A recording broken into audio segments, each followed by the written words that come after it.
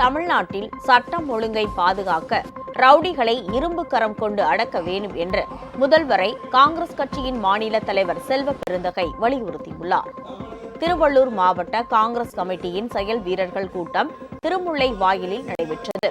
ஆவடி மாநகர் மாவட்ட காங்கிரஸ் தலைவர் யுவராஜ் தலைமையில் நடைபெற்ற கூட்டத்தில் தமிழ்நாடு காங்கிரஸ் தலைவர் செல்வ பெருந்தகை, நாடாளுமன்ற உறுப்பினர் சசிகாந்த் செந்தில் உள்ளிட்டோர் கலந்து கொண்டனர். பின்னர் செய்தியாளர்களிடம் பேசிய செல்வ பெருந்தகை, இந்தியாவில் பாசிச சக்திகளை ஒழிக்க வேண்டும் என்பதே காங்கிரஸ் கட்சியின் நிலைப்பாடு என்றார். தமிழகத்தில் சட்டம் ஒழுங்கை பராமரிக்க தேவையான நடவடிக்கைகளை முதலமைச்சர் எடுத்து வருவதாகவும், இருப்பினும் குற்ற சம்பவங்களில் ஈடுபடுவோரை இரும்பு கரம் கொண்டு அடக்க வேண்டும் என்றும் அவர் கேட்டுக் கொண்டார். சட்ட ஒழுங்கை நிலைநாட்டுவதற்கு மாண்புமிகு முதலமைச்சர் தொடர் நடவடிக்கை எடுத்திருக்கிறார். மாற்று கருத்தும் கிடையாது.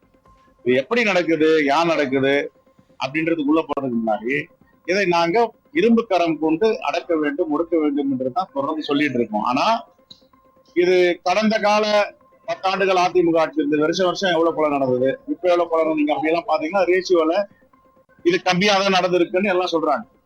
ஆனா கணக்கு பார்த்தா கம்மியா தான் இருக்கு. ஆனா அது கம்மியா இருக்குன்னு சொல்லக்கூடாது, முழுமையா தடுத்து நிறுத்தணும். அதான் எங்களுடைய பார்வை. உங்கள் ராஜ் நியூஸ் தொலைக்காட்சியில் திங்கள் முதல் வெள்ளி வரை தினந்தோறும் பிற்பகல் 2 மணிக்கு உங்கள் பகுதியில் உள்ள குறைகளை நேரலையில் தெரிவிக்கும் புகார் பெட்டி நிகழ்ச்சி. பங்கு பெறுங்கள், பயனடையுங்கள், காணத் தவறாதீர்கள்.